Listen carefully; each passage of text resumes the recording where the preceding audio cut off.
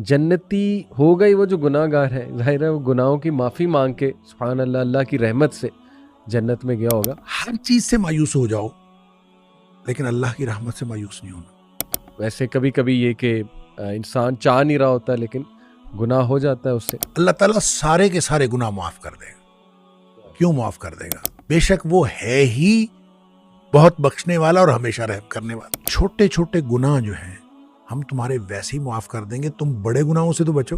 تو شیخ میرا تو خیال مایوس ہونے کی ضرورت نہیں ہے. نوجوانوں کو بالکل نکل سکتے ہیں وہ انشاءاللہ ان گناہوں سے. عزم بھی کریں. 3 دفعہ سوچ سمجھ کے پڑھ. نبی پاک صلی اللہ علیہ وسلم نے فرمایا اللہ تعالیٰ اس کے سارے گناہ معاف کر دیتا ہے چاہے وہ میدان جہاد سے فرار ہوا ہو. تو جتنے سائیکولوجیکل پرابلمز ہیں وہ اس سے حل ہو جاتے. تو اللہ کی طرف سے دیر نہیں ہے, آپ کی طرف سے دیر ہے. اللہ کی طرف سے تو ہر وقت وہ کھلا ہے معاملہ. اور ماشاءاللہ جو ٹاپک ہے وہ بھی بہت دل کے میرے قریب, بہت زبردست ٹاپک جس کی ہم سب کو ضرورت ہے. تزکیے کی ضرورت ہے, اللہ سبحانہ و تعالیٰ سے ایک امید کی ضرورت ہے سب کو. اور ظاہر ہے کہ بہت سے سوالات بھی آڈینس کے آتے ہیں اس ٹاپک سے ریلیٹڈ کہ سچی توبہ کیا ہے, کیسے کی جائے, اس کی کنڈیشنز کیا ہیں, توکل کیا ہے, اللہ رب العالمین کے بارے میں کس طرح سے ہم جو ہے وہ اچھا گمان رکھیں وغیرہ وغیرہ. یہ سوالات ہوتے ہیں. تو الحمدللہ ہو بیٹر دین شیخ ڈاکٹر حماد لکھوی. السلام علیکم ورحمۃ اللہ جی وبرکاتہ. وعلیکم السلام ورحمۃ اللہ. شیخ آپ خیریت سے؟ ماشاء جی اللہ اللہ کا شکر ہے. کافی ٹائم بعد ماشاءاللہ, لیکن یہ کہ ملاقات تو ہماری رہتی ہے بٹ الحمدللہ مجھے بہت خوشی ہو رہی ہے کہ آپ اس وقت میرے ساتھ موجود ہیں. اور ٹاپک شیخ جیسے کہ آپ نے سنا بڑا زبردست اور امپورٹنٹ ٹاپک. تو اسٹریٹ میں انشاءاللہ سوال کی طرف ہی آتا ہوں. شیخ میں غور کر رہا تھا حضرت موسیٰ علیہ السلام کے واقعے پہ. سورہ قصص میں اللہ رب العالمین نے ان کی لائف کا ایک بڑا اسپیشل فیز بتایا نبوت سے پہلے کہ ان سے غصے میں اور غلطی میں ایک بندہ جو ہے وہ قتل ہو گیا. تو اس کے بعد فوراً انہوں نے اپنے اندر جو ہے وہ ایک ڈر محسوس کیا اور وہ دعا بھی بلکہ درج ہے کہ انہوں نے کہا ربی انی ظلمت نفسی فاغفر لی. اور اللہ رب العالمین نے باقاعدہ بتایا کہ ہم نے اسے معاف بھی فرمایا. تو شیخ یہ میں غور کر رہا تھا کہ اتنا امید والا واقعہ ہے. کبھی کبھی انسان سے کوئی اتنی بڑی غلطی ہو جاتی ہے اور یہ اگر ہم اس پہ سوچیں تو یہ دنیاوی اینگل سے تو بہت بڑی ایک غلطی ہے. یعنی آج کوئی اس طرح کرے تو آپ سوچیں کہ وہ کتنی ٹینشن میں آ جائے گا وہ بندہ. تو کبھی کبھی انسان سے کچھ ایسی کوتاہی کوئی غلطی ہو جاتی ہے کہ وہ بھی سوچ میں پڑ جاتا ہے میں نے کیا کیا, یہ مجھ سے کیا ہوا, اور پھر وہ اوور تھنکنگ کرتا ہے, پھر بہت زیادہ کوستا ہے اپنے آپ کو, ریگریٹ میں جاتا ہے بہت زیادہ انسان. تو شیخ اس واقعے کو سامنے رکھتے ہوئے, ہیومن نفسیات کو سامنے رکھتے ہوئے کہ واقعی انسان سے گناہ ہو جاتے ہیں, غلطی میں کوتاہی میں کچھ ایسا ہو جاتا ہے جو بہت کوئی بڑی چیز ہوتی ہے, پھر وہ اللہ سے معافی مانگتا ہے, اللہ معاف بھی کرتا ہے. تو یہیں سے میں سٹارٹ کرنے ہوں گا کہ موسیٰ علیہ السلام کے واقعے سے کیا کیا ہمیں سبق جو ہے نا وہ ملتے ہیں. بسم اللہ الرحمن الرحیم. دیکھیں گناہ کرنا اور گناہ ہو جانا اس میں فرق ہے. صحیح. تو موسیٰ علیہ السلام نے گناہ کیا نہیں تھا. بالکل صحیح, بالکل صحیح. ان سے ہو گیا تھا. ہو گیا. اس لیے کہ ان کی نیت تو ہرگز ان کو اس کو مارنے کی نہیں تھی. بالکل صحیح. اور دوسری بات یہ ہے کہ جو آلہ قتل تھا وہ بھی مارنے والا تو تھا ہی نہیں. صحیح صحیح. تو آپ نے تو ایک مکہ مارا تھا اور مکے سے وہ مر گیا. بالکل ٹھیک. تو اب مکہ کسی کو جب کوئی بھی شخص مارتا ہے تو کبھی بھی یہ آلہ قتل نہیں ہوتا. بالکل ٹھیک, بالکل ٹھیک. اور اس لیے یہ کہنا کہ حضرت موسیٰ علیہ السلام نے اس کو مارا تھا, تو مارا تو تھا ہی نہیں. صحیح. وہ مر گیا تھا, نیت نہیں تھی. اس لیے جو ہے اس کو عمل الشیطان بھی کہا گیا. انہوں نے کہا کہ یہ شیطان کی طرف سے تھا, کہ یہ میری طرف سے نہیں تھا, یہ شیطان کی طرف سے. لیکن بہرحال انہوں نے رب انی ظلمت نفسی کہا, اللہ تعالیٰ سے معافی مانگی اور اللہ تعالیٰ نے اس کو معاف کر دیا. اور پھر کام بھی یہ مدین میں کچھ عرصہ گزارنے کے بعد یہ واپس آئے ہیں, اور واپس آ کے فرعون کے دربار میں جب انہوں نے اپنی دعوت کا آغاز کیا ہے جی, تو فرعون نے اس وقت جتنی باتوں کے بارے میں حضرت موسیٰ علیہ السلام کو احسان کے طور پر جتلایا ہے, اس میں ایک بات یہ بھی کہی کہ آپ نے تو قتل کر دیا تھا اور ہم نے جو ہے وہ آپ نے قتل کیا. اور اس موقع پر بھی حضرت موسیٰ علیہ السلام نے کہا کہ میں نے قتل نہیں کیا تھا, شیطان کی ایک بات تھی. لہٰذا حضرت موسیٰ علیہ السلام کے اس واقعے کو اس بات کی بنیاد بنا لینا کہ کوئی شخص اس طرح کی غلطی کر کے بعد میں معافی مانگ لے تو یہ غلطی کرنا نہیں تھا، بالکل صحیح، یہ ہوا ہے، اور وہ اس کے اندر نہ ارادہ قتل تھا، نہ آلہ قتل تھا، اور نہ ہی اس طرح کی سچویشن میں کبھی کوئی قتل ہوتا ہے. اس لیے حضرت موسیٰ علیہ السلام کا کوئی عمل وہ تھا ہی نہیں، اور اس کو اللہ تعالیٰ نے معاف بھی کر دیا، اور انہوں نے معافی مانگ لی اور اللہ تعالیٰ نے معاف کر دیا. بالکل صحیح، الحمدللہ. تو یہ جو دعا ہے شیخ، ربی انی ظلمت نفسی فاغفر لی، یہ دعا ویسے بھی مطلب بڑی خوبصورت دعا ہے، اور اس میں جو عاجزی نظر آتی ہے. حالانکہ یہ بات کلیئر ہے کہ موسیٰ علیہ السلام کی نیت نہیں تھی، اور ظاہر ہے کہ جیسے آپ نے کہا کہ وہ آلہ قتل بھی نہیں تھا، ظاہر ہے مکہ جو تھا. اس کے باوجود آپ دیکھیں وہ کتنی عاجزی سے اللہ رب العالمین سے توبہ استغفار کر رہے ہیں، بلکہ ڈر سے وہ بھاگ بھی جاتے ہیں اس جگہ سے، ایک فیوجیٹو بن جاتے ہیں. پھر وہ یہ دعا بھی آگے جا کے ان کی ملتی ہے، ربی انی لما انزلت الی من خیر فقیر. تو یہ شیخ ایک عام بندے کو دیکھیں، چلیں ہم نے یہ تو سیکھ لیا اس واقعے سے کہ ان کی نیت نہیں تھی، اور ظاہر ہے یہی ہمارا عقیدہ ہے، آپ نے بالکل درستگی بھی کی عقیدے کی. لیکن ایک عام بندہ جو ہے وہ ظاہر ہے اس سے گناہ ہو بھی جاتا ہے، نیتاً بھی ہو جاتا ہے، اور ویسے کبھی کبھی یہ کہ انسان چاہ نہیں رہا ہوتا لیکن گناہ ہو جاتا ہے اس سے. تو اس کو کیا اللہ رب العالمین کے ہاں کس طرح سے توبہ استغفار جو ہے وہ کرنی چاہیے؟ دیکھیں آپ نے بڑا ایک نا دھیما سا فکرہ بولا، نیتاً بھی ہو جاتا ہے. جی، حالانکہ نیتاً نہیں ہوتا. گناہ جو ہے دیکھیں کل بنی آدم خطاء، صحیح، اگرچہ نبی پاک صلی اللہ علیہ وسلم نے فرمایا ہر آدم کا بیٹا خطا کار ہے، صحیح، ہر انسان سے خطا ہو جاتی ہے. بالکل ٹھیک. وخیر الخطائین التوابون، بہترین خطا کار وہ ہیں جو واپس آ جاتے ہیں. اللہ. اب مسئلہ یہ ہے کہ ہو جاتا ہے اور کر لیا جاتا ہے، اس میں فرق ہے. صحیح، نیتاً جو شخص کرے گا وہ تو کرے گا، صحیح، وہ پہلے نیت کرے گا صحیح، اور پھر وہ کرے گا. بالکل ٹھیک. لہٰذا گناہ کرنے والے اور گناہ جن سے ہو جاتا ہے ان دونوں میں فرق ہے. ٹھیک. دیکھیں جو شخص گناہ کرتا ہے، اللہ تعالیٰ نے سورہ نساء کے اندر بھی اس کی وضاحت فرمائی ہے، فرق بتایا کہ کچھ لوگ ایسے ہیں کہ جن سے گناہ ہوتا ہے ثم یتوبون من قریب، وہ فوراً توبہ کرتے ہیں. اللہ. اچھا، ایک یہ ہے کہ وہ گناہ کیے جاتے ہیں کہ جب موت قریب آ جاتی ہے پھر وہ کہتے ہیں کہ اب میں توبہ کرتا ہوں، ان کی توبہ اللہ قبول نہیں کرتا. اب ان دونوں میں فرق ہے. فرق وہ نیت سے کرنے کا اور ہو جانے کا ہے. اچھا، جو شخص نیت سے گناہ کرتا ہے میں ان کو کہا کرتا ہوں کہ یہ سیانے گناہ گار ہیں، یعنی سوچ سمجھ کر گناہ کرتے ہیں. اور سوچ سمجھ کر گناہ کرتا ہے انسان اس وقت کرتا ہے جب انسان اپنے آپ کو معاشرے کے ساتھ کمپیئر کرتا ہے، اور انسان کہتا ہے کہ معاشرے میں اتنے گناہ ہو رہے ہیں، صحیح، تو یہ میں ایک چھوٹا سا گناہ کر لوں گا تو کیا فرق پڑتا ہے. جب آدمی یہ سوچ کے گناہ کرتا ہے، حالانکہ ایک تو انسان کی استطاعت کا کسی دوسرے کی انسان کی استطاعت کے ساتھ کمپیریزن ہے ہی نہیں. بالکل ٹھیک. لا یکلف اللہ نفسا الا وسعہا جو ہے ہر شخص کا امتحان اس کی استطاعت کے مطابق. صحیح.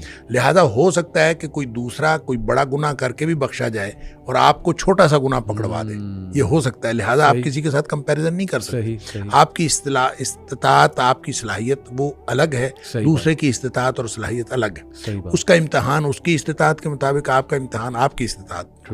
لہذا اس کی کمپیریزن آپ کر نہیں سکتے. لیکن جو گناہ کرتے ہیں وہ عام طور پہ اس کو بنیاد بناتے ہیں، لوگ اتنے بڑے بڑے گناہ کر رہے ہیں، ہم اتنا چھوٹا سا کر لیں. یہ جب سوچ سمجھ کے کرتے ہیں تو اس کانسیپٹ سے توبہ کی عام طور پہ توفیق نہیں ملتی. اس کی وجہ یہ ہے کہ آدمی نے سوچ سمجھ کے کیا ہوتا ہے کہ کوئی حرج نہیں ہے کہ میں کر لوں گا تو کیا حرج ہے. اس کو پھر توبہ کی طرف بالعموم اس کا دھیان توجہ ہی نہیں جاتی، کیونکہ اس نے سوچ کے کیا ہوتا ہے کیا حرج ہے. بالکل ٹھیک. دوسرے گناہ گار وہ ہیں جن سے ہو جاتا ہے، وہ اس نے یہ طے کیا ہوتا ہے کہ یا اللہ میں نے کوئی گناہ نہیں کرنا. اللہ کے ساتھ نیتاً صحیح اس نے یہ بات طے کی ہوتی ہے کہ میں نے کوئی گناہ نہیں کرنا. بالکل ٹھیک. گناہ اس سے بھی ہو جاتا ہے. صحیح بات. کیونکہ کلو بنی آدم خطا ہو، یعنی ایسا تو ہو نہیں سکتا کہ اس سے گناہ. اس سے گناہ کیوں ہوتا ہے؟ دو وجوہات کی بنیاد پر ہوتا ہے. یا جذبات کی مغلوبیت کی وجہ سے، یا حالات کی مغلوبیت کی وجہ سے. صحیح. یعنی وہ اس کے حالات ایسے ہوتے ہیں کہ جو اس کو گناہ کی طرف لے جاتے ہیں، یا پھر اس کے جذبات، بعض اوقات انسان اپنے جذبات سے مغلوب ہو جاتا ہے اور انسان چل پڑتا ہے گناہ کی طرف، شہوات سے یا جذبات سے۔ اچھا، اب جب وہ مغلوب ہوا اور مغلوب ہو سے حالات کی وجہ سے کوئی کیفیت ایسی بن گئی کہ وہ گناہ میں وہ انوالو ہو گیا، صحیح، یا پھر جذبات ایسے اس کے اوپر حاوی ہوئے کہ وہ گناہ میں انوالو ہو گیا، ٹھیک، اس کا نتیجہ یہ ہوتا ہے کہ جو ہی حالات تبدیل ہوئے یا جو ہی جذبات ٹھنڈے پڑے، صحیح، چونکہ اس نے طے یہ کیا ہوتا ہے کہ میں نے زندگی میں کوئی گناہ نہیں کرنا، اللہ، تو اب جو ہی حالات بدلیں گے، جس حالات کی مغلوبیت کی وجہ سے اسے گناہ ہوا ہے، تو فوراً اس کو یہ خیال آئے گا کہ یا اللہ میں نے تو یہ گناہ نہیں کرنا تھا، یہ مجھ سے کیا ہو گیا۔ اللہ، اور اسی طرح جب اس کے جذبات ٹھنڈے پڑیں گے تو اسی وقت اس کو خیال آئے گا، ہوش حواس میں آئے گا، تو کہے گا یا اللہ میں نے تو یہ نہیں کرنا تھا، یہ مجھ سے کیا ہو گیا۔ یہ ہے وہ ثم یتوبون من قریب،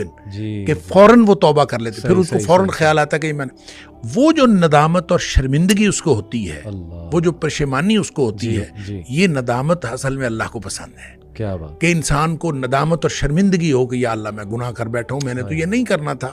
اور اسی طرح یہ جو رب انی ظلمت نفسی والی بات ہے، یا حضرت آدم علیہ السلام کی دعا والی بات ہے، یا ویسے بھی نبی پاک صلی اللہ علیہ وسلم نے فرمایا کہ ایک آدمی گناہ کرتا ہے اور گناہ کر کے پھر اللہ سے بات کرتا ہے، رب انی اذنبت، تو اللہ میں نے گناہ کیا ہے، یعنی اقرار، یہ اقرار جو ہے یہ بہت، یعنی اقرار ہے، اس کے اندر ندامت ہے، اللہ میں گناہ کر بیٹھا ہوں اور تو معاف کرنے والا ہے، تو مجھے معاف کر دے۔ یہ ندامت اور شرمندگی جو توبہ کی شرائط میں سے بھی ہے، اور یہ وہ نقطہ ہے جو اصل میں اللہ تعالیٰ کو پسند ہے، تو جس کے اندر یہ ندامت اور شرمندگی آتی ہے وہ توبہ بھی کرتا ہے، اللہ تعالیٰ کو پسند بھی آتا ہے۔ اور اللہ کو کتنی توبہ پسند آتی ہے اس کے لیے تو وہ حدیث ہے بڑی معروف کہ نبی اکرم صلی اللہ علیہ وسلم نے فرمایا کہ اگر کوئی شخص جو ہے، وہ ایک مثال دی آپ نے کہ کوئی شخص جنگل میں سفر کر رہا تھا صحرا کے اندر، اور سارا اس کا سامان اونٹنی پہ لدا ہوا، اور اس نے ایک کسی درخت کے نیچے سستانے کے لیے وہ ٹھہرا، تو کچھ دیر بعد اس کی آنکھ کھلی تو اس کا اونٹ غائب تھا، صحیح، جس کے اوپر ساری اس کی گویا مال و متاع بھی اسی پہ تھا، سفر بھی اسی پہ کرنا تھا۔ اب لق و دق صحرا ہے، میلوں لمبا چوڑا، تو وہ ادھر ادھر دیکھتا ہے، اس کو کچھ نظر نہیں آتا، تو اس کا خیال یہ ہے کہ اب میں اگر چلوں گا تو بھی موت ہے، بیٹھا رہوں گا تو بھی موت ہے، اس کے علاوہ کچھ نہیں۔ تو زندگی سے مایوس ہو کے وہ بیٹھ رہتا ہے، تو تھوڑی دیر بعد پھر اس کی آنکھ لگتی ہے، اور اس کو پھر اس کی آنکھ کھلتی ہے تو دیکھتا ہے کہ اونٹ سامنے کھڑا ہے، اتنا خوش ہوتا ہے کہ وہ کہتا ہے اللہم انت عبدی وانا ربک، اللہ تو میرا بندہ اور میں تیرا رب۔ اور نبی پاک صلی اللہ علیہ وسلم فرمایا کہ اخطأ من شدت الفرح، اس نے یہ جو الٹ بات کہی، کہنا تھا کہ اللہ تو میرا رب اور میں تیرا بندہ، یہ جو بات الٹ کہی نبی پاک صلی اللہ علیہ وسلم میں اخطأ من شدت الفرح، اس نے خوشی کی شدت کی وجہ سے بات الٹ کی، یعنی اس کو سمجھ ہی نہیں آئی، اتنا خوش تھا اس کو سمجھ نہیں آئی، اور وہ خوشی کی شدت کی وجہ سے الٹ بات کر گیا۔ نبی پاک صلی اللہ علیہ وسلم فرمایا اس شخص کو جتنی خوشی ہوئی ہے نا، اللہ کو اپنے بندے کی توبہ سے اس سے زیادہ خوشی ہوتی۔ کیا بات ہے، کیا بات ہے۔ اب اس کے بعد کیا بات باقی رہ جاتی ہے؟ سبحان اللہ، بہت بہت پر امید۔ یہ ایک تو حدیث، دوسرا ماشاءاللہ سمندر کو کوزے میں بند کرنے والی بات ہے کہ جو شخص عادتاً اور انٹینشنلی، ظاہر ہے کہ وہ اس طرح سے گناہ کرتا ہے، جیسے آپ نے کہا نا کہ پلانڈ ہو، یا آپ نے ایک لفظ استعمال کیا تھا کہ عقل مندی سے، کچھ اس طرح آپ نے کہا نا،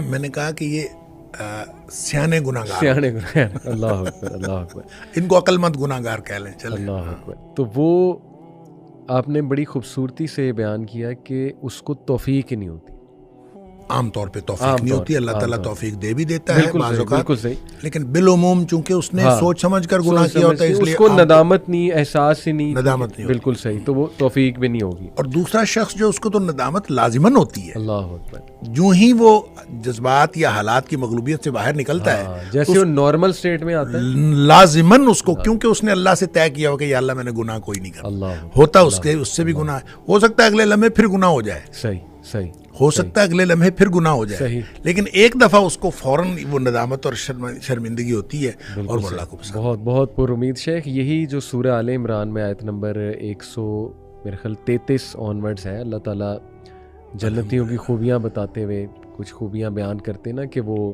کاظمین الغیظ غصے کو پی جاتے ہیں, لوگوں کو معاف کرتے ہیں. پھر یہ کہ وہ جب ان سے کوئی گناہ ہو جائے, فحش کام ہو جائے, تو وہ اللہ کا ذکر فوراً اللہ کو یاد کرتے ہیں. اور کون ہے جو اللہ کے علاوہ گناہ جو ہے وہ معاف کر سکتا ہے. تو یعنی جنتی ہو گئی وہ جو گناہ گار ہے, ظاہر ہے وہ گناہوں کی معافی مانگ کے سبحان اللہ اللہ کی رحمت سے جنت میں گیا ہوگا.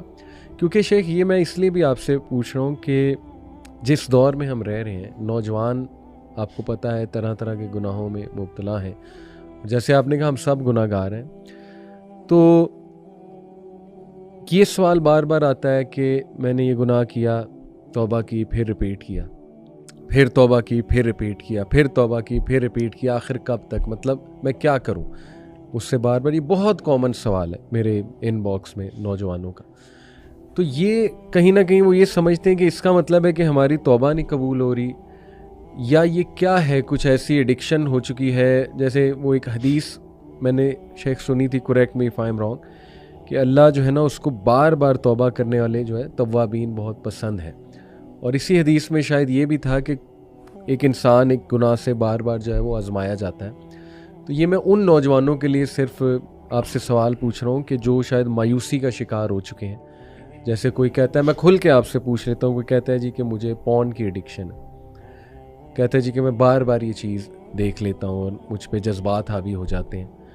تو وہ یہ سمجھتے ہیں کہ شاید ہماری توبہ نہیں قبول ہو رہی, اس وجہ سے ہم بار بار اس میں گر رہے ہیں. تو وہ کیا ایسا کریں کہ دیکھیں اس میں نا ویسے تو بہت سارے پہلو ہیں, لیکن میں ایک ڈائریکٹ میں اس کی بات کر لوں. جی دیکھیں جب کوئی شخص توبہ کرتا ہے تو اس کو توبۃ النصوح کرنی چاہیے. صحیح, ٹھیک ہے, توبۃ النصوح, بالکل ٹھیک, قرآن کہتا ہے توبۃ النصوح. صحیح. توبہ اصل میں عمل ہے, استغفار قول ہے, توبہ عمل ہے. زبردست. ٹھیک ہے, لہٰذا توبہ کا معنی ہے واپس آنا, بالکل ٹھیک, اور استغفار کا معنی ہے اللہ سے مغفرت مانگنا. تو دونوں کام اس کو کرنے پڑیں گے. اللہ, ایک تو وہ یہ کام کرے گا جب اس کو احساس گناہ ہے, تو ایک تو کرے گا یا اللہ مجھے معاف کر, بالکل ٹھیک, رب اغفر لی. کسی بھی کوئی بھی الفاظ استعمال کرے, لیکن وہ ایک تو اللہ تعالیٰ سے معافی مانگے. صحیح. دوسرا کام وہ یہ کرے گا, وہ واپس آ جائے گا, توبۃ النصوح آ جائے, توبوا الی اللہ ہے, اللہ کی طرف واپس آ جاؤ, توبۃ النصوح, سچی توبہ کر. یہ توبۃ النصوح کیا ہوتی ہے؟ اس کو بعض لوگوں نے تو کہا نصوح جو ہے یہ نصیحت خیر خواہی سے ہے. یعنی ایسی توبہ ہونی چاہیے کہ انسان اپنے لیے خیر خواہی کا اظہار کرے کہ اس کے بعد وہ گناہ نہ کرے. اللہ. دوسرا توبۃ النصوح اس اعتبار سے ہے کہ ایک عربی میں اصطلاح استعمال ہوتی ہے عسل الناصح, صحیح, یعنی شفاف شہد. تو توبہ اتنی شفاف ہونی چاہیے کہ اس کے اندر کوئی کنٹامینیشن نہیں ہونی چاہیے, کہ جیسے شفاف شہد ہوتا ہے اس طرح کی ہونی چاہیے. اور تیسرا اس کا مفہوم توبہ نصوح کے حوالے سے کہ نصاحت الصوب ایک لفظ استعمال ہوتا ہے کہ کپڑے کو رفو کرنا, کہ جس کے اندر کوئی کٹ لگ گیا ہے, تو اس کو رفو کر کے وہ کٹ جو ہے وہ پورا پر کر دینا. کیا بات. تو گویا اب آپ نے جو توبہ کرنی ہے وہ ان تینوں میں سے کسی پہلو کو کور کرتی ہوگی, تو وہ توبۃ النصوح ہے. صحیح. اچھا, اس کو ایک امام بغوی علیہ الرحمہ نے ایک حضرت معاذ بن جبل رضی اللہ تعالیٰ عنہ کے حوالے سے ایک روایت نقل کی ہے. مجھے نہیں پتا اس کی جو اوریجنل جو اس کی سند ہے اس کی اسنادی حیثیت کیا ہے, لیکن امام بغوی علیہ الرحمہ نے نقل کی ہے کہ حضرت معاذ کہتے ہیں کہ میں نے نبی پاک صلی اللہ علیہ وسلم سے پوچھا کہ توبۃ النصوح کیا ہوتی ہے. تو انہوں نے کہا کہ توبۃ النصوح یہ ہے کہ اللہ سے اس طرح سے توبہ کرنا اور اس طرح سے ندامت کا اظہار کرنا کہ جس گناہ کے بارے میں آپ توبہ کر رہے ہیں اس گناہ کے بارے میں آپ کا عزم یہ ہو کہ میں کبھی اس گناہ کی طرف دوبارہ نہیں لوٹوں گا. جس طرح جانور کے تھن میں سے دودھ نکل آتا ہے اور وہ واپس کبھی نہیں لوٹتا, اس طرح سے یہ طے کر لینا کہ میں یہ واپس کبھی نہیں لوٹوں گا. یہ مثال دی کہ اس طرح سے انسان طے کرے کہ میں نے واپس نہیں لوٹنا, تو وہ توبۃ النصوح ہوتی ہے. اب اگر کسی نے توبہ کی ہے جی, اور توبہ کے بعد اس کا عزم یہی ہے, اور توبہ کی 4 شرائط میں ایک شرط بھی یہ ہے کہ ان یعزم, کہ وہ یہ ڈٹرمینیشن اور اس ارادے کا اظہار کرے جی کہ اللہ یعود الیہ ابدا، صحیح، کہ دوبارہ کبھی بھی اس گناہ کی طرف واپس نہیں آئے. بالکل ٹھیک، اگر یہ گناہ کی یہ جو توبہ کی شرائط میں ساری شرائط موجود ہیں، دیکھیں 4 شرائط. صحیح، سب سے پہلی شرط ہے ان یندم علی فعلہ، بالکل ٹھیک، بلکہ میں یہ کہوں گا کہ یہ دوسری شرط ہے، اس سے بھی پہلی شرط یہ ہے ان یقلع عن المعصیہ، کہ سب سے پہلی یہ ہے کہ انسان گناہ سے باہر آئے. بالکل ٹھیک، گناہ میں ملوث ہوتے ہوئے توبہ قبول نہیں ہوتی. بالکل ٹھیک، یعنی آپ اگر کسی بھی گناہ میں ملوث ہیں صحیح، اور توبہ کیے جا رہے ہیں تو اس کا تو کوئی فائدہ نہیں ہے. ایسے ہی ایسے، گناہ سے باہر، ان یقلع عن المعصیہ، یہ پہلی شرط ہے، اس میں سے باہر نکل آئے. بالکل ٹھیک، پھر اس کو بھی دوسری شرط آپ قرار دیں کہ ان یندم علی فعلہا، اس کے اوپر اس کو ندامت ہو، پشیمانی کی، اللہ میں نے تو نہیں کرنا تھا، ان سے ہو گیا. صحیح، تیسری بات یہ کہ یعزم اللہ یعود الیہ ابدا، یہ عزم کرے کہ میں دوبارہ کبھی بھی اس میں واپس نہیں آؤں گا، اس گناہ کے اندر. بالکل ٹھیک، اور اس میں اس مثال کو لے لیجئے جو معاذ بن جبل رضی اللہ تعالیٰ عنہ حدیث میں ہے کہ جس طرح تھن میں دودھ واپس نہیں جا سکتا، اس طرح سے آپ گناہ کی طرف واپس نہیں جا، یہ عزم ہو، یہ عزم، یہ توبۃ النصوح ہے. چوتھی شرط اس وقت لاگو ہوتی ہے جب آپ نے کسی اس عمل کے اندر، اس گناہ کے اندر کسی آدمی کا، کسی فرد کا حق بھی شامل ہو. آپ نے کسی کا حق مارا ہے، صحیح، تو جب تک آپ اس کا حق اس کو واپس نہیں کریں گے آپ کی توبہ قبول نہیں ہوگی. لہٰذا یہ نہیں ہے کہ آپ صرف اللہ سے توبہ کر لیں، آپ نے کسی کا مال چوری کیا ہے، بالکل ٹھیک، کسی کو نقصان پہنچایا ہے، صحیح، اب اللہ سے توبہ کر لیں تو آپ کا گناہ معاف ہو جائے گا، ایسا نہیں ہوگا. صحیح، صحیح، صحیح، حقوق العباد جو ہیں وہ آپ کو پورے کرنے پڑیں گے، بالکل ٹھیک، پھر آپ اللہ سے معافی مانگ لیں. بالکل ٹھیک، ہاں اگر کسی کا اگر حق آپ پورا نہیں کر سکتے آپ اس سے معاف کروا لیں، صحیح، آپ اس سے معاف کروا لیں کہ مجھے معاف کر دیں، میں نہیں پورا کر سکتا، صحیح، پھر آپ اللہ سے معافی مانگیں. اچھا، جب کسی نے توبۃ النصوح کی ہے اور سچی توبہ کی ہے تو وہ توبہ ہے ہی ایسی کہ اس کے اندر یہ ڈٹرمینیشن شامل ہے کہ میں واپس نہیں جاؤں گا اس گناہ کی طرف. ایسے ہی، ایسے ہی، اگر ایسی توبہ کی ہے صحیح، تو وہ قبول ہے انشاءاللہ. صحیح، اور اگر وہ توبہ کرنے کے بعد اس سے گناہ چاہے اگلے 5 منٹ بعد سرزد ہو جائے، یہ اب اس کا معاملہ نہیں ہے. صحیح، اس کی توبہ اگر ان ساری شرائط کے مطابق تھی ٹھیک، ٹھیک، اور اس میں یہ عزم شامل تھا کہ میں نے ساری زندگی گناہ نہیں کرنا، اگر یہ عزم شامل تھا تو اس کی توبہ قبول ہے. بالکل ٹھیک، بالکل ٹھیک. اگر پھر اس سے گناہ ہو گیا تو ظاہر ہے ونس اگین وہ کسی حالات کی مغلوبیت ہوگی یا جذبات کی مغلوبیت ہوگی. تو جب پھر گناہ ہوا تو پھر اس کے اوپر وہ اسی طرح کی توبہ پھر لاگو ہوگی، پھر ہوگی تو پھر وہ توبہ قبول ہو جائے گی. یہ عمل اگر کوئی شخص دن میں 10 دفعہ بھی کرتا ہے، مسلم شریف کی حدیث ہے کہ آدمی گناہ کرتا ہے، گناہ کر کے پھر اللہ تعالیٰ سے کہتا ہے یا اللہ مجھ سے گناہ ہو گیا ہے تو مجھے معاف کر دے، تو اللہ تعالیٰ فرشتوں سے کہتا ہے کہ یہ جو میرا بندہ ہے اس نے گناہ کیا ہے، کیا اس کو یقین ہے کہ میرا ایک رب ہے اور اس کو یقین ہے کہ میرا رب معاف کر دے گا؟ اور فرشتے کہتے ہیں یا اللہ یقیناً اس کو یہ یقین ہے، اسی لیے تو آپ سے معافی مانگ رہے ہیں. اللہ تعالیٰ فرماتے ہیں میں نے اس کو معاف کر دیا. کیا بات. اچھا، کچھ دیر بعد پھر گناہ کر لیتا ہے، پھر بیٹھ جاتا ہے رب انی اذنبت ذنبا، اللہ مجھ سے گناہ ہو گیا ہے، تو پھر معافی مانگتا ہے اللہ تو مجھے معاف کر دے. اللہ تعالیٰ پھر فرشتوں کو گواہ کر کے کہتا ہے کہ اس کو یقین ہے کہ میرا رب اب بھی معاف کر دے گا. اللہ تعالیٰ پھر معاف کر دیتا ہے. سبحان اللہ. پھر تھوڑی دیر بعد پھر اس سے گناہ ہو جاتا ہے. صحیح. اچھا، اس کا مطلب گناہ کے دوبارہ ہو جانے کے ساتھ اس کا تعلق نہیں ہے. صحیح. اس کا تعلق آپ کی توبہ کی کوالٹی کے ساتھ ہے. صحیح. کہ آپ نے توبہ کس قسم کی ہے. صحیح. اگر توبہ کی کوالٹی ٹھیک ہے تو گناہ معاف ہے انشاءاللہ. حتیٰ کہ مسلم شریف کی حدیث میں آتا ہے کہ نبی پاک صلی اللہ علیہ وسلم نے فرمایا کہ اللہ فرماتا ہے پھر کہ اب میں نے اس کو ویسے ہی معاف کر دیا ہے، یہ گناہ کرتا رہے، توبہ کرتا رہے، میں نے اس کو ویسے ہی معاف کر دیا. اس کی وجہ پتہ کیا ہے؟ اس کی وجہ یہ ہے کہ توبہ صرف اس شخص کے لیے نہیں ہے کہ جس نے گناہ کیا ہے. توبہ اصل میں مومن کی زندگی کا منہج ہے. مومن کی زندگی توبہ سے. اب اللہ کے رسول صلی اللہ علیہ وسلم کا کیا گناہ تھا؟ صحیح. نبی کریم صلی اللہ علیہ وسلم فرماتے ہیں میں ایک دن میں 70 سے زیادہ توبہ اور استغفار کرتا ہوں. اور ایک حدیث میں فرمایا 100 دفعہ میں توبہ اور استغفار کرتا ہوں، اور تم بھی توبہ استغفار کیا کرو. تو جب نبی پاک صلی اللہ علیہ وسلم ایک دن میں 100 دفعہ کرتے ہیں تو ہم کس بات میں، ہمیں تو سارا دن توبہ اور استغفار ہی کرتے رہنا چاہیے.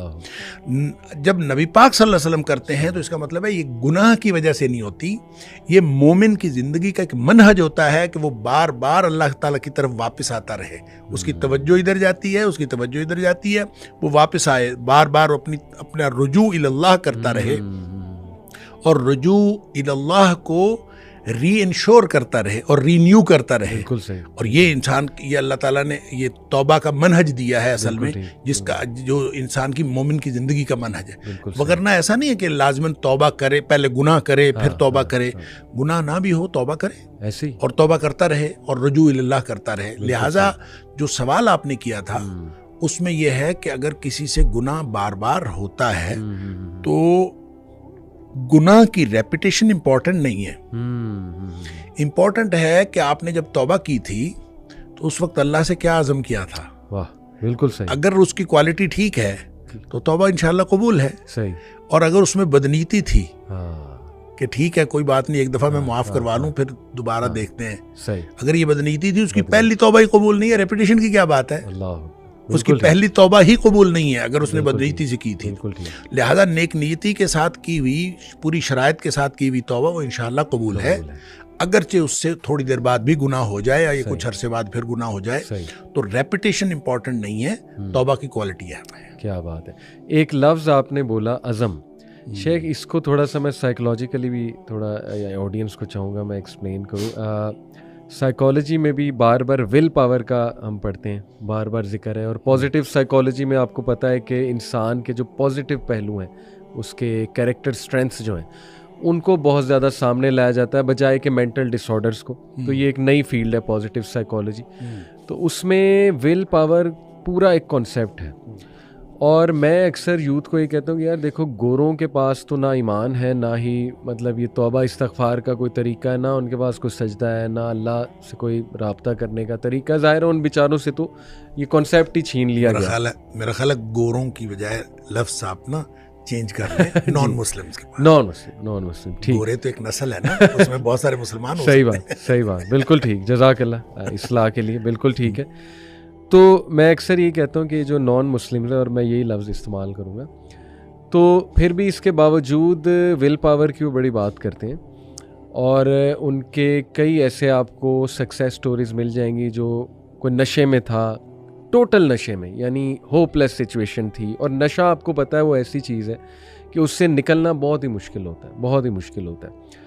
تو ہمارے پاس ایسی سکسیس سٹوریز ان کی طرف سے بھی آتی ہیں جو ٹوٹل ایک نشے والی زندگی سے, ان پروڈکٹیو زندگی سے نکل کے ول پاور کے تھرو آ گئے. تو دیکھیں یہ جو عزم کی بات ہے, میرے خیال میں کہ اللہ نے بڑا ایک گفٹ دیا ہے انسان کو کہ جس چیز کا وہ عزم کر لے تو پھر اللہ کی مدد بھی اوپر سے شامل ہو. تو شیخ میرا تو خیال مایوس ہونے کی ضرورت نہیں ہے. نوجوانوں کو بالکل نکل سکتے ہیں وہ انشاءاللہ ان گناہوں سے, عزم بھی کریں. اور جیسے آپ نے کہا کہ کوالٹی آف توبہ بہت میٹر کرتی ہے.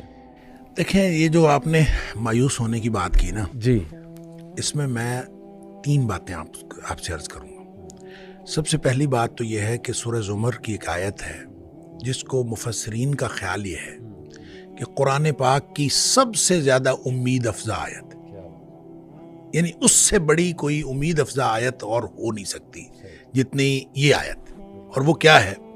قل یا عبادی الذین اسرفوا علی انفسہم, اے حبیب صلی اللہ علیہ وسلم میرے بندوں سے کہہ دیجئے جنہوں نے اپنی جانوں پر ظلم کیا ہے. اب دیکھیں اس میں طرز تخاطب بھی عجیب ہے اللہ تعالیٰ کی طرف سے, سبحان اللہ, میرے بندوں سے. اب انہوں نے اپنی جانوں پر ظلم کیا ہے, وہ گناہ کیے بیٹھے ہیں, اور اللہ تعالیٰ فرماتا ہے میرے بندے ہیں. اچھا, ان سے کہہ دیجئے کیا, لا تقنطوا من رحمت اللہ, اللہ کی رحمت سے مایوس نہ ہوں. کیوں نہ مایوس ہوں؟ ان اللہ یغفر الذنوب جميعا, اللہ تعالیٰ سارے کے سارے گناہ معاف کر دے گا. کیوں معاف کر دے گا؟ انہ هو الغفور الرحیم, بے شک وہ ہے ہی بہت بخشنے والا اور ہمیشہ رحم کرنے والا. یہ اس کی اس لیے کر دے گا. کیوں کر دے گا؟ اس لیے کر دے گا کہ تمہیں ایک کام کرنا پڑے گا. وَأَنِيبُوا إِلَىٰ رَبِّكُمْ وَأَسْلِمُوا لَهُ, تم ایسے کرو کہ تم اپنے رب کی طرف جھک پڑو, وَأَسْلِمُوا لَهُ, اور اپنے آپ کو اس کے سامنے سبمٹ کر دو. وَأَسْلِمُوا, اپنا آپ اس کے سپرد کر دو. اگر یہ ایک کام انسان نے کرنا ہے کہ اپنے آپ کو اپنے اللہ کے سپرد کر دے, تو پھر وہ سارے گناہ معاف کر دے گا. پھر مایوس ہونے کی کیا بات ہے؟ دیکھیں مایوسی جو ہے, آپ سائیکالوجی پڑھتے ہیں اور سائیکالوجی کے اعتبار سے انسان ظاہر ہے سائیکالوجیکلی انسان کے مختلف کیفیتیں آتی ہیں. انسان لوگوں سے مایوس ہوتا ہے, انسان سچویشن سے مایوس ہوتا ہے, انسان کی مایوسی کے لیولز بھی بہت ہیں اور اس کی کیفیتیں بھی بہت ہیں. بالکل. ہر چیز سے مایوس ہو جاؤ لیکن اللہ کی رحمت سے مایوس نہیں ہونا. کیا بات ہے. اور یہ اس وقت انسان کو سمجھ آتی ہے بات کی جب انسان کو دنیاوی ساری کیفیتیں, سارے وسائل جواب دے چکے ہوں. اس کو آپ ریلیٹ کر لیں, جو دوسری بات میں عرض کر رہا تھا, اس کو ریلیٹ کر لیں حضرت یعقوب علیہ السلام کی اس بات کے ساتھ. یوسف علیہ السلام ویسے گم ہو گئے, صحیح, رو رو کے انہوں نے اپنی آنکھیں جو ہیں وہ سفید کر لی ہیں, صحیح, سمجھ نہیں آ رہی کیا کروں. اب اس کے بعد جو ہے دوسرا بیٹا وہ بھی گم ہو گیا, بنیامین وہ بھی گم ہو گیا. اب اس کے بعد جو باقی بیٹے ہیں ان کو دے کے کچھ جمع پونجی دے کے بھیجا کہ غلہ لے آئیں. اب وہ جمع پونجی بھی ختم ہو گئی غلہ لینے کے لیے. ٹھیک ہے, سارے وسائل, یعنی سارے وسائل ختم ہو گئے. تو اب وہ گئے ہیں بچے, جا کے اپنے بھائی سے کہتے ہیں کہ تو نہ خیرات کر دے, بھیک مانگ رہے ہیں. صحیح. لیکن جب وہ جانے لگے ہیں نا تو ان سے حضرت یعقوب علیہ السلام فرما رہے ہیں کہ تم ایسے کرو, اب حالات تو بد سے بدتر ہو گئے ہیں. تو ان سے فرماتے ہیں کہ تم ایسے کرو, جا کے نا یوسف علیہ السلام کی تلاش کرو, یوسف کو تلاش کرو اور یوسف اور اس کے بھائی کو تلاش کرو. لا تیأسوا من روح اللہ, اللہ کی رحمت سے مایوس نہیں ہونا. یعنی جس چیز سے ہم مایوس ہیں وہ تو دنیاوی حالات ہیں نا, تو اللہ کی رحمت سے تو مایوس نہیں ہونا. اور اللہ کی رحمت سے جو مایوس ہوتے ہیں وہ تو وہ خسارہ پانے والے لوگ مایوس ہوتے ہیں. ہم تو اللہ کی رحمت سے مایوس, اور ان کو یہ سمجھا کے بھیجتے ہیں کہ اللہ کی رحمت سے مایوس نہیں ہونا. صحیح. کہنے کی بات یہ ہے کہ جب آپ مایوسیاں انسان کو ہر طرح سے, یہ اللہ کی رحمت سے مایوس نہیں ہونا, یہ اسی کی سمجھ میں بات آئے گی جس کو اللہ تعالیٰ نے ایمان نصیب کیا ہوگا. جس کو اللہ پر ایمان ہوگا اسی کی سمجھ میں بات آئے گی, دوسرے شخص کی سمجھ میں تو یہ بات نہیں آتی. بالکل صحیح. تو اس پر جب تک وہ اس کو اللہ تعالیٰ کی طرف سے وہ امید رکھتا ہے, صحیح, تو ہوپ کبھی ختم نہیں ہوتی. کیا بات, یعنی کیا بات. It's never too late. آپ جس مرحلے پر بھی ہیں, صحیح, آپ نے جتنے گناہ کر لیے ہیں, صحیح, الذین یا قل یا عبادی الذین اسرفوا علی انفسہم, اپنے آپ پر جتنا بھی ظلم کر لیا ہے, صحیح, 50 سال ہو گئے, 60 سال ہو گئے, کتنی عمر گزار لی ہے. نبی پاک صلی اللہ علیہ وسلم فرمایا ان اللہ یقبل توبۃ العبد ما لم یغرغر. جب نزع کے وقت یہاں نرخرے سے آواز نہیں نکلتی نا, اس سے پہلے پہلے ساری توبہ اللہ قبول فرما. یعنی کھلا میدان ہے. اور جب آپ نے توبہ کر لی اس وقت کہ پتہ کیا ہوگا, التائب من الذنب کمن لا ذنب لہ. گناہ سے توبہ کرنے والا ایسا ہے جیسے اس نے گناہ کیا ہی نہیں. فوراً ہی کھاتا صاف, کلیئر. اور گویا آپ زیرو سے سٹارٹ لے رہے ہیں. تو جب آپ کسی بھی وقت, کسی بھی لمحے آپ کو یہ خیال آ گیا, تو اللہ کی طرف سے دیر نہیں ہے, آپ کی طرف سے دیر ہے. اللہ کی طرف سے تو ہر وقت وہ کھلا ہے معاملہ. بالکل صحیح. اب دیکھیں یہ جو توبہ ہے نا, یہ اتنا بڑا عمل ہے, یا یوں کہہ لیجئے کہ اتنا بڑا یہ استحقاق ہے, یہ پچھلی امتوں میں نہیں تھا. صحیح. اور وہ واقعہ ہم پڑھتے ہیں حدیث کے اندر, بخاری شریف کے اندر ہی ہے واقعہ کہ وہ نبی پاک صلی اللہ علیہ وسلم نے بتایا کہ ایک شخص نے 99 قتل کیے تھے. جی ہاں. وہ کیا ڈھونڈ رہا تھا؟ صحیح. حل لہ من توبۃ, کیا کوئی واپسی کا رستہ ہے؟ بالکل صحیح, بالکل صحیح. وہ حدیث کے الفاظ ہیں. جی ہاں. حل لہ من توبۃ, وہ پوچھتا تھا کیا اس کے لیے کوئی واپسی کا رستہ ہے؟ تو فد اللہ علی راہب, کسی راہب نے جا کے, کسی راہب کا پتہ کسی نے بتایا, اس نے راہب جا کے یہی پوچھا تھا, حل لہ من توبۃ, کیا اس کے لیے واپسی کا رستہ ہے؟ تو وہ کہتا لا, تیرے لیے واپسی کا کوئی رستہ نہیں. اس نے اس کو اس لیے قتل کیا تھا کہ اس نے کہا تھا تیرے لیے واپسی کا رستہ کوئی نہیں ہے. تو فکمل بہ 100, 100 پورے ہو گئے. اچھا 100 قتل کر کے, لیکن دل میں وہ جو ارج تھی نا وہ پھر تڑپی, اور پھر وہ پوچھتا پھرتا تھا حل لہ من توبۃ, کوئی ہے واپسی کا رستہ؟ صحیح. تو یہ پوچھتا پھرتا تھا کہ اس کے لیے واپسی کا کوئی رستہ ہے. تو پھر کسی عالم کا پتہ بتایا گیا. صحیح. اور پھر عالم نے, وہ آگے پھر پوری سٹوری ہے کہ عالم نے کہا کہ انطلق الی ارض کذا و کذا, فلاں بستی چلا جا, اور وہاں پہ کچھ لوگ ہیں جو اللہ کی بندگی کرتے ہیں, تو بھی جا کے اللہ کی بندگی شروع کر دے.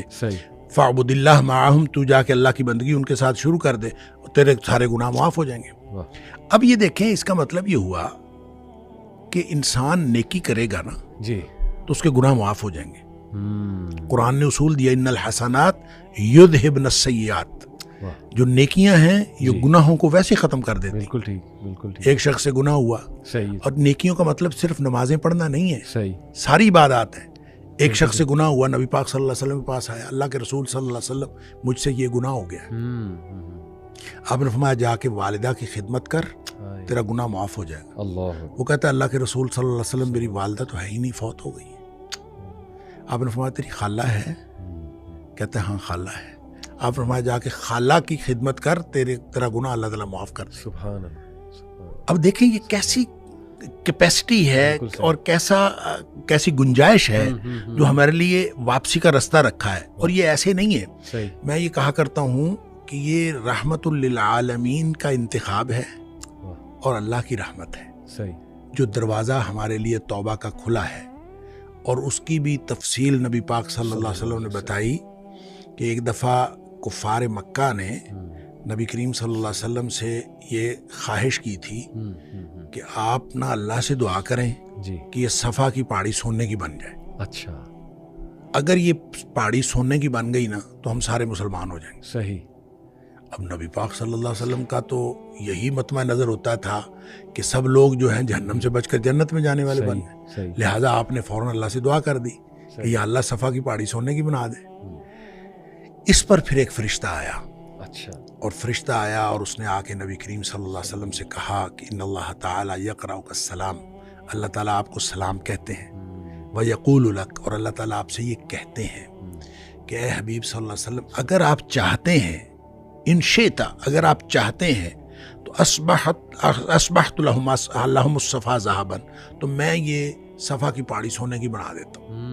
اگر آپ یہی چاہتے ہیں تو بن جائے گی، کوئی مسئلہ نہیں۔ لیکن ایک بات یاد رکھیں، فمن کفر منہم، سونے کی پہاڑی بن جانے کے بعد بھی اگر کسی نے کفر کیا، عذبتہ لا اعذبہ احدا من العالمین، تو اس کو میں وہ عذاب کروں گا جو میں نے جہنم میں کبھی عذاب نہیں کیا ہوگا۔ یعنی معجزہ مانگ کر لینے کے بعد پھر بھی اگر کوئی شخص ایمان نہ لائے تو پھر اس کے اوپر تو شدید ترین عذاب آتا ہے۔ ایک بات، دوسرا آپشن دیا اللہ تعالیٰ نے، اور اللہ تعالیٰ دوسرا آپشن یہ دیتا ہے وَإِن شِئْتَ، اے حبیب صلی اللہ علیہ وسلم اگر آپ چاہیں تو پھر یہ سونے کی پہاڑی نہ لیں، فتحت لہم باب التوبۃ والرحمہ، میں ان کے لیے واپسی اور رحمت کا دروازہ کھلا رکھتا ہوں۔ نبی کریم صلی اللہ علیہ وسلم فرماتے ہیں قلت بلا باب التوبۃ والرحمہ، اللہ میری امت کے لیے واپسی اور رحمت کا دروازہ کھلا رکھتا۔ یہ رحمت ہے اور رحمت للعالمین کا انتخاب ہے کہ ہمارے لیے واپسی کا دروازہ کھلا ہے، اور واپسی کس وقت کرنی ہے، کب کرنی ہے، اللہ کی طرف سے دیر نہیں ہے، یہ دیر ہماری طرف سے ہے۔ تو پھر اس میں ہوپلیسنس کیسی، مایوسی کیسی؟ اللہ کی طرف سے تو ہماری موت سے پہلے پہلے یہ دروازہ کھلا ہے، اور ہم کسی بھی وقت اس کو استعمال کر سکتے ہیں۔ نہیں اگر اس کو استعمال کر رہے اس آپشن کو، تو ہم نہیں استعمال کر رہے، اللہ کی طرف سے کوئی دیر نہیں ہے۔ اللہ اکبر۔ شیخ، آپ نے حضرت یوسف علیہ السلام کی بھی سٹوری، اس کا تذکرہ کیا، تو اس میں ایک اور بڑی خوبصورت بات پتہ لگتی ہے کہ یوسف علیہ السلام کا جو رویہ تھا اپنے بھائیوں کے حوالے سے، کہ یوسف علیہ السلام نے بھی انہیں معاف کیا۔ تو کسی کو معاف کرنے کا کیا حدیث میں ہمیں، قرآن و حدیث میں ہمیں اس کے جو ہے وہ کیا وہ ملتے ہیں فضیلت؟ سبحان اللہ۔ دیکھیں آپ نا اس کو ایک اور واقعے کے ساتھ اٹیچ کر لیں جی، کہ جب واقعہ افک ہوا ہے نا، حضرت عائشہ صدیقہ رضی اللہ تعالیٰ عنہ پر بہتان لگا، تو اس میں جو لوگ انوالو تھے اس میں ایک مصطح بن اساسہ تھا، جی ہاں، اور مصطح بن اساسہ ان لوگوں میں سے تھا جن کا وظیفہ حضرت ابوبکر صدیق رضی اللہ تعالیٰ نے مقرر کیا۔ اب حضرت ابوبکر صدیق رضی اللہ تعالیٰ نے طے کر لیا کہ جب اللہ تعالیٰ نے قرآن میں حضرت عائشہ کی برات نازل فرما دی، حضرت عائشہ رضی اللہ تعالیٰ عنہ کی، تو حضرت ابوبکر صدیق رضی اللہ تعالیٰ نے طے کر لیا کہ آئندہ میں مصطح کو وظیفہ نہیں دوں گا۔ اللہ اکبر۔ تو اللہ تعالیٰ نے قرآن میں یہ فرمایا کہ کیا تم یہ نہیں چاہتے کہ اللہ تمہیں معاف کر دے؟ اللہ اکبر، اللہ۔ اگر تم یہ چاہتے ہو کہ اللہ تمہیں معاف کر دے تو پھر اللہ کے بندوں کو بھی معاف کر دو۔ واہ، سمپل از دیٹ۔ کیا بات، کیا بات۔ جب اللہ کے بندوں کو معاف کرو گے تو پھر اللہ سے معافی کی توقع رکھو۔ کیا بات. اور اگر آپ اللہ کے بندوں کو معاف نہیں کرتے تو پھر اللہ سے کیا توقع رکھتے ہو کہ اللہ تعالیٰ تمہیں معاف کرے. سبحان اللہ. تو یہ تو اصول ہے سیدھا سادہ سا کہ آپ لوگوں کو معافی دیتے رہیں گے تو اس سے. وہ ہمارے ایک استاد محترم کہا کرتے تھے کہ جب آدمی صبح گھر سے نکلے نا تو اس کو دونوں جیبیں معافیوں سے بھر کے نکلنا چاہیے. ایک جیب وہ جس میں معافیاں دینی ہیں اور ایک جیب وہ جس میں معافیاں مانگنی ہیں. لہٰذا جہاں تھوڑی سی غلطی ہو وہیں فوراً معافی مانگ لیں اور جہاں کسی سے تھوڑی سی غلطی ہو وہاں فوراً معافی دے دیں تاکہ شام کو جب واپس آئے تو کوئی چیز اس کے ذمے نہ ہو. اور یہ اس طرح کا آدمی کو طریقہ کار بنانا پڑے گا.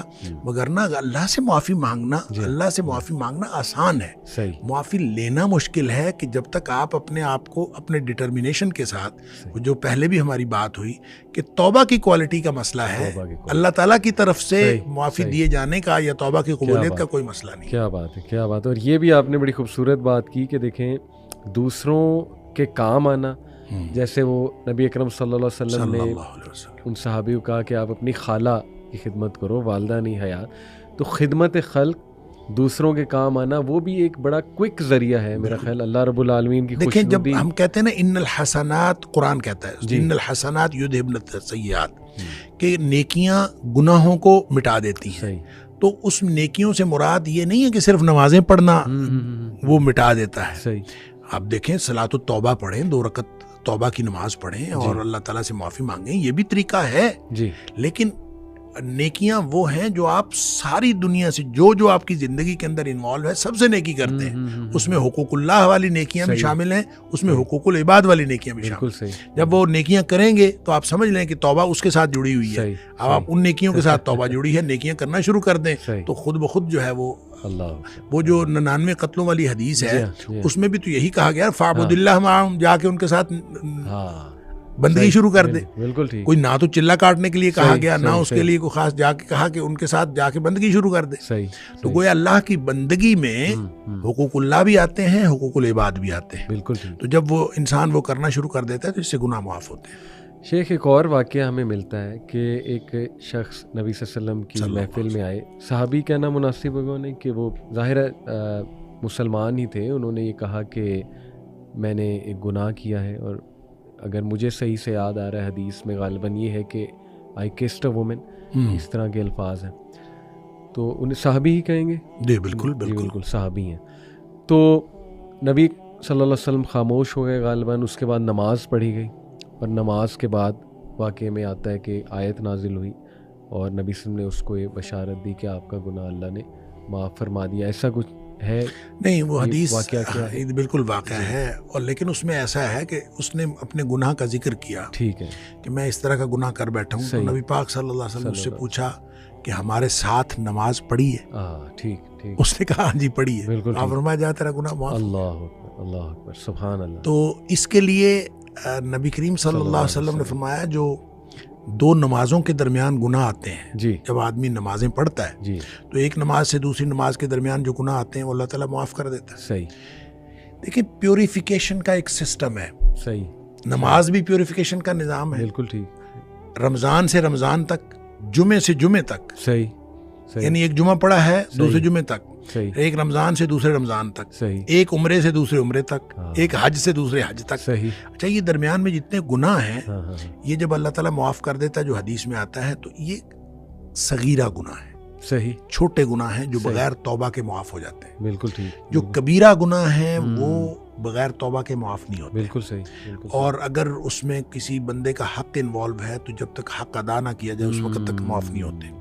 لیکن صغیرہ گناہ جو چھوٹے چھوٹے گناہ ہیں یہ معاف ہو جاتے ہیں. لہٰذا جب کبھی بھی بات کی جاتی ہے کہ نماز سے یا روزہ رکھنے سے گناہ معاف ہو گئے اور درمیان میں آنے والے گناہ معاف ہو گئے تو ان گناہوں کا تعلق صغیرہ گناہوں سے. اور ویسے بھی اللہ تعالیٰ نے سورہ نساء کے اندر اور اس کے علاوہ آگے جا کے 28ویں پارے میں اللہ تعالیٰ نے 2 جگہ پہ کم از کم قرآن میں یہ فرمایا ہے کہ چھوٹے چھوٹے گناہ جو ہیں ہم تمہارے ویسے ہی معاف کر دیں گے, تم بڑے گناہوں سے تو بچو. بڑے گناہوں سے تم بچ جاؤ, بالکل ٹھیک, چھوٹے گناہ ہم تو تمہارے ویسے ہی معاف کر دیں. صحیح صحیح. اس لیے یہ تو ایک بڑا شاندار سسٹم ہے, پیوریفیکیشن کا نظام ہے. نماز دیکھیں, نماز کے بارے میں ایک حدیث آتی ہے, میں اس حدیث کو جب پڑھتا ہوں مزہ آ جاتا ہے کہ نبی کریم صلی اللہ علیہ وسلم نے فرمایا کہ تحترقون تحترقون, تم لوگ جل رہے ہوتے ہو. اب دیکھیں نبی اکرم صلی اللہ علیہ وسلم کا کلام وہ ہے جن کو اللہ نے فرمایا, اللہ تعالیٰ نے نبی پاک صلی اللہ علیہ وسلم فرمایا, اللہ نے مجھے اوتیت جوامع الکلم, مجھے کلام کی جامعیت عطا کی گئی, یعنی تھوڑے الفاظ سے زیادہ مفہوم نکلتا ہے. وہ اللہ کے نبی دہرا رہے ہیں تحترقون تحترقون, تم جل رہے ہو, تم جل رہے ہو. یہ ہے گویا گناہوں کی بھٹی میں جل رہے ہو. حتی اذا صلیتم الفجر, یہاں تک کہ تم فجر کی نماز پڑھ لیتے ہو, غسلتھا, وہ اس کو دھو ڈالتی ہے. ثم تحترقون تحترقون, پھر تم نکلتے ہو تو پھر وہی دنیا ہے, وہی گناہ ہیں, وہی آنکھیں, وہی سماعتیں, کہاں کہاں تم پھر رہے ہو اور گناہ ہو رہے ہیں. شکر ہے آگے ظہر کی نماز کا وقت آ جاتا ہے. حتی اذا صلیتم الظہر غسلتھا, تم ظہر کی نماز پڑھتے ہو, اس کو دھو ڈالتی ہے. یہاں اسی طرح نبی پاک صلی اللہ علیہ وسلم نے 5 نمازوں کا ذکر کیا. ثم تحترقون تحترقون, پھر تم گناہوں کی بٹی میں جل رہے ہوتے ہو. آگے نماز آ جاتی ہے, غسلتھا, وہ اس کو دھو ڈالتی. لیکن جب عشاء کی نماز کی بات کی نا, تو آپ نے فرمایا کہ حتی اذا صلیتم العشاء غسلتھا, وہ اس کو دھو ڈالتی ہے. اس کے بعد آپ نے ثم تحترقون نہیں فرمایا, آپ نے فرمایا تو ثم تنامون, پھر تم سو جاتے ہو. پھر تم سو جاتے ہو, پھر تم سو جاتے ہو. فرمایا پھر کچھ نہیں لکھا جاتا, یعنی پھر گویا وہ جو تحترقون ہو رہا تھا, گناہ ہو رہے تھے, وہ گناہ ختم ہو گئے. سوئے ہوئے کے آدمی کا تو کچھ نہیں لکھا جاتا. ویسے بھی نبی پاک صلی اللہ علیہ وسلم فرمایا رفع الاقلام عن ثلاث, 3 قسم کے لوگوں سے قلم اٹھا لیا جاتا ہے. تو سوئے ہوئے سے قلم اٹھا لیا جاتا, تمہارے اوپر کچھ نہیں لکھا جاتا. حتی تستيقظوا, جب تک تم جاگ نہ جاؤ اس وقت تک کچھ نہیں لکھا جاتا. اچھا, اس کا مطلب یہ ہے کہ جو نہیں سویا عشاء کے بعد, تو وہ تو تحترقون تحترقون ہو رہا ہے نا. تو یہاں سے ایک بات, ایک مسئلہ نکلتا ہے کہ ہم جو عشاء کی نماز پڑھ کے جاگتے رہتے ہیں اور 11-12 بجے تک جاگتے رہتے ہیں, تو ہم گناہوں کو سمیٹتے رہتے ہیں اور غسلتھا کیے بغیر سو جاتے ہیں. یہ اتنا بڑا رسک لیتے ہیں. اس لیے نبی پاک صلی اللہ علیہ وسلم نے حضرت ابو ہریرہ رضی اللہ تعالیٰ عنہ کو فرمایا تھا کہ ابو ہریرہ, سونے سے پہلے وتر پڑھنا نہ بھولنا.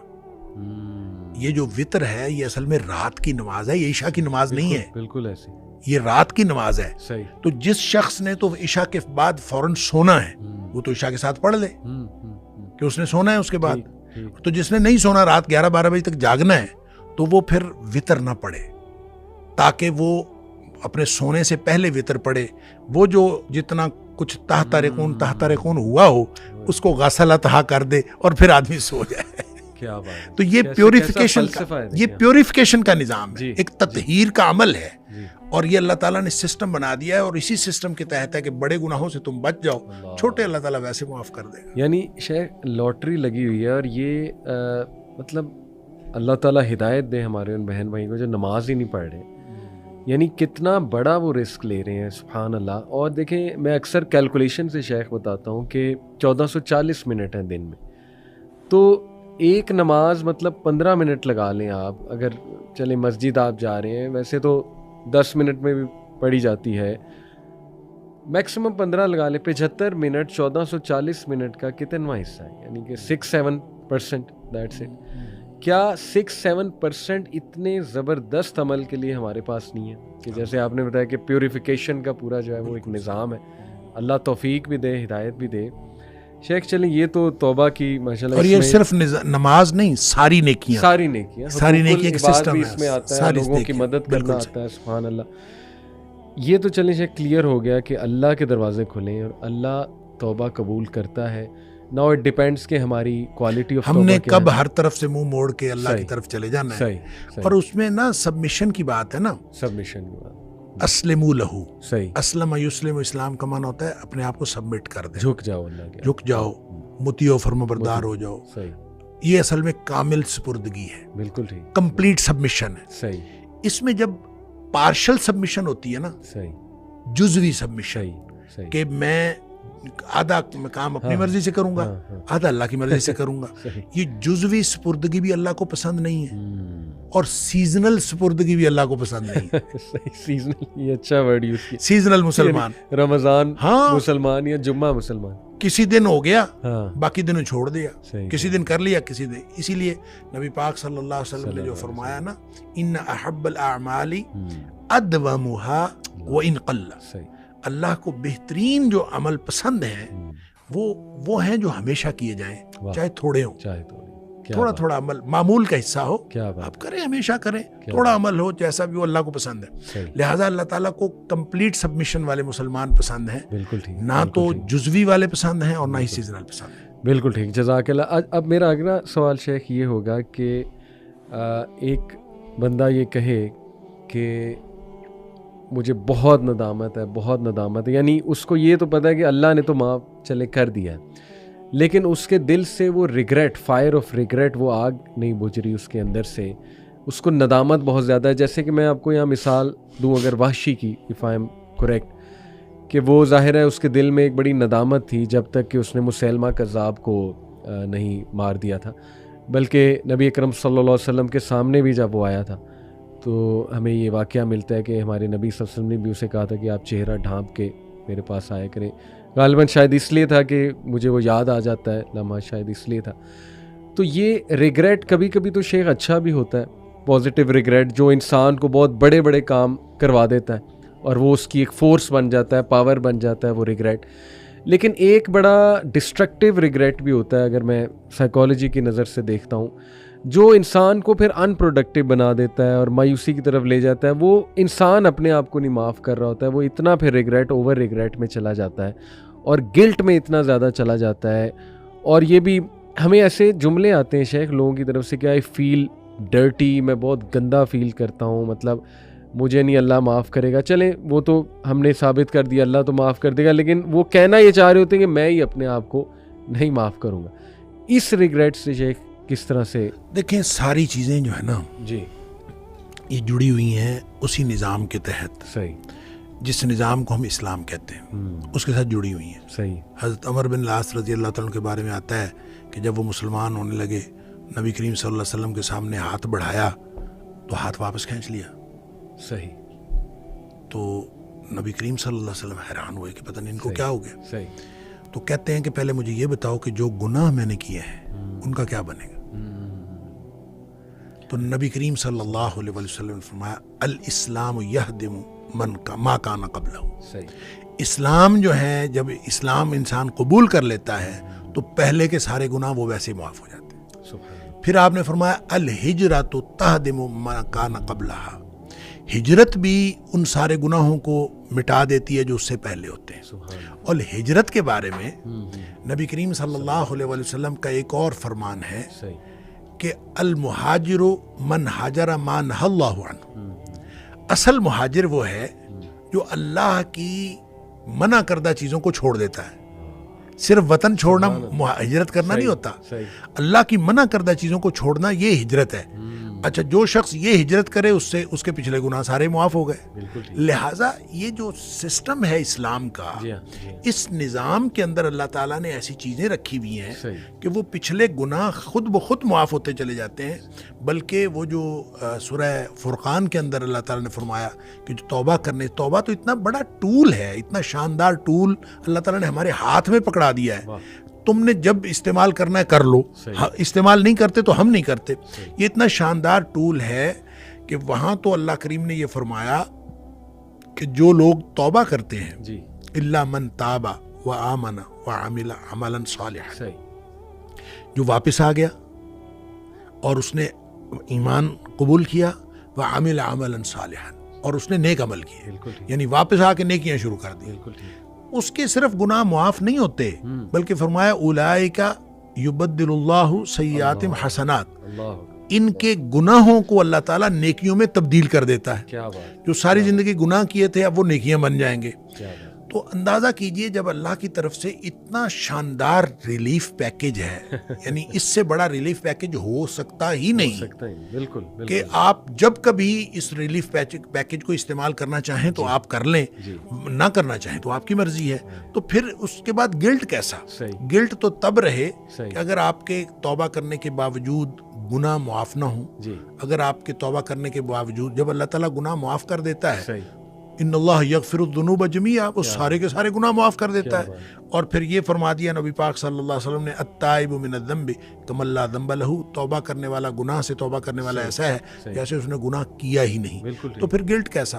تو یہ گلٹ والی بات بھی ان لوگوں کو ہم کہہ سکتے ہیں جن کے دلوں میں ایمان کا معاملہ ہوتا ہے، یا پھر یہ ہو سکتا ہے جیسے نبی کریم صلی اللہ علیہ وسلم نے وحشی کو کہا کہ سامنے نہ آیا کر.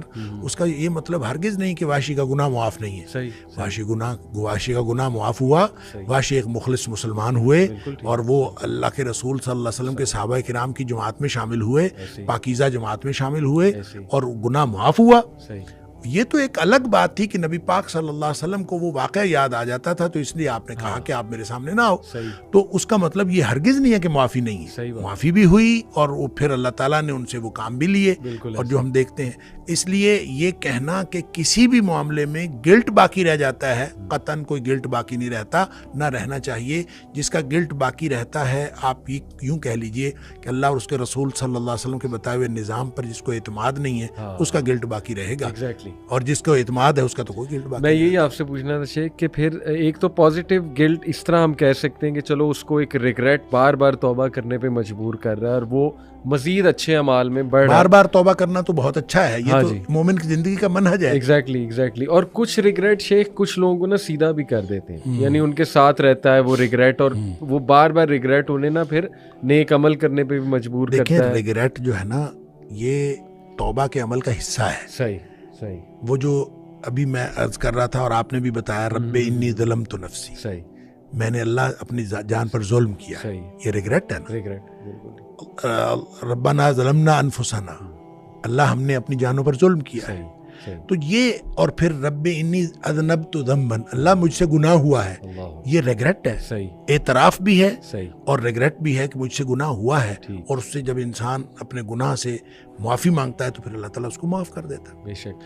تو ہم یہ کہہ سکتے ہیں کہ جو نیگیٹو والا گلٹ ایک حاوی ہوا ہے آپ پہ کہ وہ جائے نہیں رہا، تو یہ بھی میرے خیال پھر اللہ کی اس پہ نہیں شک کرنا ہے. یہ آپ یوں کہہ لیں جی یہ ایمان میں کمزوری کی علامت. بالکل. ایمان جس کا پاک ہے، صاف ہے، جس شخص کو یہ ریگریٹ نہیں جا رہا اس کو بار بار اللہ کی طرف دھیان دینا چاہیے، اللہ تعالیٰ پر اعتماد کرنا چاہیے. اللہ ربی لا اشرک بہ شیئا، یہ بار بار کہنا چاہیے اور توجہ کر کے معنی کے اوپر بار بار یہ کہنا چاہیے. انشاءاللہ میں آپ سے پوچھنے والا تھا کہ یہ ایک فیئر حاوی ہے، اس پہ خوف حاوی ہو چکا، اور شیطان بھی پھر بار بار اسے ظاہر ہے وہ پنچ کرتا ہے. بخشنے والا جب اللہ ہے. بدو ایک آیا تھا نا، اس نے آ کے نبی پاک صلی اللہ علیہ وسلم سے پوچھا حساب کس نے لینا قیامت والے دن؟ اللہ اکبر. نبی کریم صلی اللہ علیہ وسلم فرمایا اللہ نے. وہ خوش ہوتا ہوا اچھلتا ہوا چلا گیا. اس نے کہا اگر اللہ نے حساب لینا تو پھر میں تو بخشا گیا. تو دیکھیے گمان چیک کریں، یہ تو ایمان ہے. اللہ نے جب حساب لینا ہے تو اللہ تعالیٰ تو مجھے معاف کر دے گا. تو جو ایمان کی یہ کیفیت ہوگی تو انشاءاللہ کوئی مسئلہ نہیں. میں آپ سے شیخ یہ پوچھنا چاہتا ہوں کوئی ایسی دعا بتا دیں اس فیئر کو اوور کم کرنے کی. جیسے آپ نے ایک تو یہ اللہ ربی لا اشرک بہ شیئا، اور کچھ ایسے کلمات پتہ لگ جائیں جو دعا کریں تو ایک تقویت ملے. تو استغفار جو ہے نا صحیح بہت بڑی چیز ہے. استغفار کے بہت سارے کلمات حدیث کے اندر آئے. ایک ہے استغفار رب اغفر لی وتب علی انک انت التواب الغفور، بہت شاندار استغفار ہے. قرآن مجید میں نہیں، یہ حدیث میں رب اغفر لی وتب علی انک انت التواب الغفور.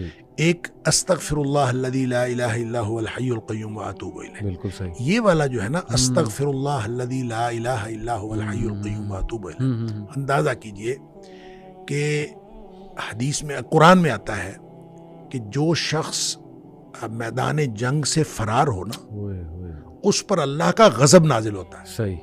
یعنی میدان جنگ سے، میدان جہاد سے جو شخص فرار ہو اس پر اللہ کا غضب نازل ہو. اس قدر اس نے بڑا جرم کیا. نبی کریم صلی اللہ علیہ وسلم فرماتے ہیں کہ جو شخص سوچ سمجھ کر 3 دفعہ یہ پڑھ لے استغفر اللہ الذی لا الہ الا هو الحی القیوم واتوب الیہ، 3 دفعہ سوچ سمجھ کے پڑھ لے.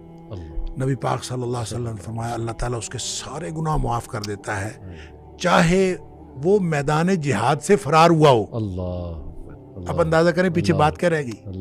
یعنی اتنا بڑا اگر گناہ اس سے سرزد ہوا ہے اور وہ اللہ سے معافی مانگتا ہے استغفر اللہ الذی لا الہ الا هو الحی القیوم 3 دفعہ یہ کہتا ہے تو اللہ تعالیٰ اس کے سارے گناہ معاف کر دیتا ہے. پھر حدیث میں آتا ہے کہ سبحان اللہ و بحمدہ جو شخص یہ 100 دفعہ پڑھتا ہے سبحان اللہ و بحمدہ بس اتنا اور اللہ تعالیٰ اس کے گناہ معاف کر دیتا ہے چاہے سمندر کی جھاگ کے برابر ہو. یعنی جتنے بھی گناہ ہیں اللہ تعالیٰ معاف کر دیتا ہے. تو یہ اسی طرح جو اللہم اجرنی من النار ہے یہ 7 دفعہ اگر کوئی شخص صبح کے وقت پڑھ لے 7 دفعہ شام کے وقت پڑھ لے اگر اس دن میں اور اس رات میں اس کی موت آ جائے اللہ تعالیٰ جنت عطا فرما دے گا. پھر سید الاستغفار ہے یہ تو میں سمجھتا ہوں شارٹ کٹس ہے.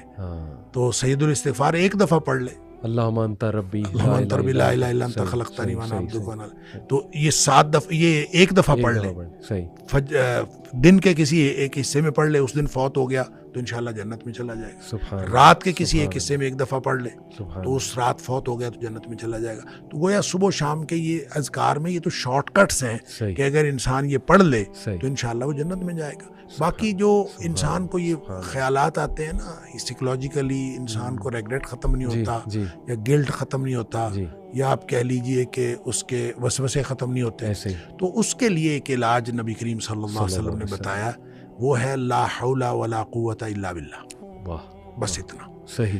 اور اس کو اگر 100 دفعہ کوئی شخص پڑھ لے لا حول ولا قوت الا باللہ صحیح. لیکن پڑھنا کیسے ہے؟ پڑھنا اس طرح نہیں ہے کہ آپ بس پڑھتے جائیں. یہ ہے کیا لا حول ولا قوت الا باللہ اصل میں کیا ہے؟ حول کا معنی بھی قوت ہے اور قوت کا معنی بھی قوت ہے. لا حول ولا قوت یوں کہہ لیجئے نہ کوئی اجتماعی طاقت نہ کوئی انفرادی طاقت الا باللہ سوائے اللہ کے. یا نہ گناہ چھوڑنے کی طاقت نہ نیکی کرنے کی طاقت الا باللہ. یعنی یا تو ایک کو پازیٹیو بنا لے ایک کو نیگیٹو بنا لے یا ایک کو اجتماعی یا ایک کو انفرادی. اب اللہ کے سامنے اس کو اپنا مسئلہ سمجھ کے نا اپنا جو بھی مسئلہ ہے وہ سوچے اور سوچ کے اپنے اللہ کے سپرد کر دے. یا اللہ میری تو کوئی طاقت نہیں نہ انفرادی نہ اجتماعی الا باللہ. ہاں تو عطا فرمائے طاقت تو ہو سکتی ہے. یوں میں اس کو کہتا ہوں یہ بے بسی کا کلمہ ہے. بے بس آدمی اپنے اللہ کے سامنے بے بسی کا اظہار کرے اس کلمے کے ذریعے. صحیح. تو پھر یہ نبی پاک صلی اللہ علیہ وسلم نے فرمایا جس شخص نے کہا تھا نا مجھے وسوسے آتے ہیں آپ نے فرمایا لا حول ولا قوت الا باللہ پڑھا کر تیرے وسوسے بھی ختم ہو جائیں گے اور اس کے علاوہ اللہ تعالیٰ تیرے 100 مسئلے حل کر دے گا. آپ اندازہ کریں ایک شخص کے 100 مسئلے ہوتے نہیں ہیں 2 نہیں تو 4 4 نہیں تو 6 نہیں تو 8 اس سے زیادہ مسئلے تو کسی کے ہوتے ہی نہیں. تو لا حول ولا قوت الا باللہ پڑھنے سے وسوسے بھی دور ہو جاتے ہیں اور اس کے علاوہ اور وسوسے جب حدیث میں اس کا لفظ وسوسے آتا ہے تو میں اس کا سمجھتا ہوں کہ اس سے مراد سائیکولوجیکل پرابلمز ہیں. تو جتنے سائیکولوجیکل پرابلمز ہیں وہ اس سے حل ہو جاتے ہیں. اللہ کا ذکر ہر اعتبار سے بہترین ہے لیکن بعض تو بالکل ایسے ہیں جیسے وہ تیر بہدف ہیں. کیا بات. تو یہ شیخ اس کو جنت کے خزانوں میں سے بھی بالکل اس کو لا حول ولا قوت الا باللہ اس کو نبی اکرم صلی اللہ علیہ وسلم نے جنت کے خزانوں میں سے خزانہ بھی قرار دیا. اور جس کو جنت کا خزانہ مل جائے اس کو اور کیا چاہیے. آپ کو شاید میں نے یہ واقعہ پہلے سنایا ہو. میرے والد صاحب رحمۃ اللہ علیہ بہت زیادہ ذکر کیا کرتے تھے جوانی میں. اور ہماری دادی بھی بتایا کرتی تھی کہ یہ محی الدین بڑا ذکر کیا کرتا تھا. تو اس کے مختلف وہ جنگل میں چلے جاتے تھے بعض اوقات اپنا ان کا تو طریقہ کار تھا. والد صاحب نے خود مجھے یہ واقعہ بتایا. وہ کہتے ہیں کہ مجھے ایک دفعہ یہ حدیث نظر سے گزری کہ جنت کے خزانوں میں سے خزانہ ہے لا حول ولا قوت الا باللہ. تو کہتے ہیں میں نے اس کے بعد باقی سارا ذکر جو ہے کم کر دیا. اچھا. تو سب سے زیادہ اسی کو پڑھا لا حول ولا قوت. کہتے ہیں میں نے یہ سوچا کہ جس کو جنت کا خزانہ مل جائے اس کو اور کیا چاہیے. تو کہتے ہیں میں نے صبح و شام کثرت کے ساتھ لا حول ولا قوت الا باللہ بس یہی پڑھا. اصل میں یہ بات والد صاحب نے مجھے اس سوال کے جواب میں بتائی تھی کہ والد صاحب نے کبھی بھی دنیاوی طور پر کوئی کاروبار کوئی جاب نہیں کی. اچھا. نہ کوئی کاروبار کیا نہ کوئی جاب کی. 16 بہن بھائی ہم تھے جن کو پالا ہے انہوں نے. تو میں نے ایک دفعہ ان سے پوچھا تھا کہ ابا جی آپ کو کبھی زندگی میں کاروبار کرنے کا خیال نہیں آیا؟ ان کا آیا تھا، ان کا کاروبار کا خیال آیا تھا جوانی میں. پھر انہوں نے یہ واقعہ بتایا ان کا، جب یہ میں لا حول ولا قوت الا باللہ بہت زیادہ پڑھتا، اس سے پہلے کہتے ہیں میں سوچا کرتا تھا کہ میں کوئی کاروبار کر لوں. تجارت کہتے ہیں مجھے بہت پسند تھی، اس لیے بھی پسند تھی کہ نبی پاک صلی اللہ علیہ وسلم کو تجارت پسند تھی، اور اس لیے بھی کہ نبی پاک صلی اللہ علیہ وسلم فرمایا اس میں بہت زیادہ برکت ہے. کہتے میں سوچا کرتا تھا، کیا نہیں کبھی. تو جب لا حول ولا قوت الا باللہ میں نے بہت زیادہ پڑھا، تو کہتے ایک دفعہ خواب میں مجھے اللہ تعالیٰ نے دکھایا کہ میرا یوں کر کے دھڑ جو ہے وہ آدھا کر دیا گیا. آدھا کر کے مجھ سے الگ کر دیا گیا. اور میرا آدھا دھڑ الگ ہو گیا، لیکن میں باقی کا پھر بھی مکمل ہوں. یعنی وہ آدھا دھڑ الگ کر دیا گیا ہے اور میں پھر بھی مکمل ہوں. اور مجھے خواب میں ہی بتایا گیا، یہ سمجھایا گیا کہ تیری دنیا ہم نے تجھ سے الگ کر دی ہے. جنت مانگتے تھے نا، تو ہم نے تجھ سے تمہاری دنیا الگ کر دی ہے. تو والد صاحب یہ فرمایا کرتے تھے کہ اس کے بعد مجھے زندگی میں کاروبار کرنے کا خیال بھی نہیں آیا. اس سے پہلے خیال آتا تھا، کیا تو پہلے بھی نہیں تھا، اس سے پہلے خیال آتا تھا، اس کے بعد کبھی کاروبار کرنے کا خیال بھی نہیں آیا. کیا بات ہے، یہ کاش کی باتیں ہمیں سمجھ لگ جائیں. میں بس ایک اور چھوٹا سا واقعہ آپ ہی کی اس بات سے یاد آ گیا. خالد بن ولید رضی اللہ تعالیٰ عنہ، آئی تھنک یہ جو رومیوں کے خلاف جنگ تھی اس میں وہ اکیلے ہی نکل جایا کرتے تھے، اور یہ ان کی عادت تھی اکثر پیٹرولنگ کرنے. دشمن کے خیموں تک پہنچ جایا کرتے تھے، دیکھتے تھے کہ کتنے ہیں اور کیا معاملات ہیں، ویپنری کون سی ہے. تو صحابہ نے انہیں منع بھی فرمایا کہ آپ جو ہے ہمارے کمانڈر ہیں، آپ اکیلے اس طرح نکل جایا کرتے ہیں. تو انہوں نے اس موقع پہ ایک بات کی کہ کیا تم نے حدیث نہیں سنی، اللہ کے نبی صلی اللہ علیہ وسلم نے فرمایا ہے کہ وہ انسان جو اللہ کا ذکر کرتا ہے اور جو نہیں کرتا اس کی مثال زندہ اور مردے کی. انہوں نے کہا یہ سارے مردہ ہیں، میں زندہ ہوں. میں تو اس لیے وہاں پہنچ گیا. شیخ یہ اگر ہمارا بلیف بلڈ ہو جائے ذکر میں، ایمان کی بات، اور یہ ایمان ہمارا بلڈ ہو جائے، تو میرا خیال سارے مسئلے حل ہیں. اور بس اختتام یہاں پہ کرتے ہیں شیخ، جو آپ نے وہ بدو کی بات بتائی کہ کیا اس کا گمان تھا اللہ رب العالمین کے بارے میں، کہ اس نے کہا کہ یا رسول اللہ میرا حساب کون لے گا؟ تو اللہ کے نبی نے کہا اللہ لے گا. تو وہ جمپے مارتا ہوا گیا، اس نے کہا بس پھر تو پھر تو میں بخشا گیا، پھر تو میں بخشا گیا. سبحان اللہ. شیخ اللہ آپ کو بہت خوش رکھے، اللہ آپ سے راضی ہو. آپ کا یہ اللہ تعالیٰ ہم سب کو مضبوط ایمان نصیب فرمائے. آمین آمین آمین. آپ کی سوچ ہے یہ، آپ کی باتیں انشاءاللہ مجھے امید ہے لاکھوں نوجوانوں کے لیے امید بنے گی، مسلمانوں کے لیے امید بنے گی انشاءاللہ، ہم سب کے لیے امید بنے گی. اللہ تعالیٰ ہمیں بھی عمل کی توفیق. آمین آمین. اللہ ہم سے قبول کرے. بہت شکریہ. بہت شکریہ. السلام علیکم.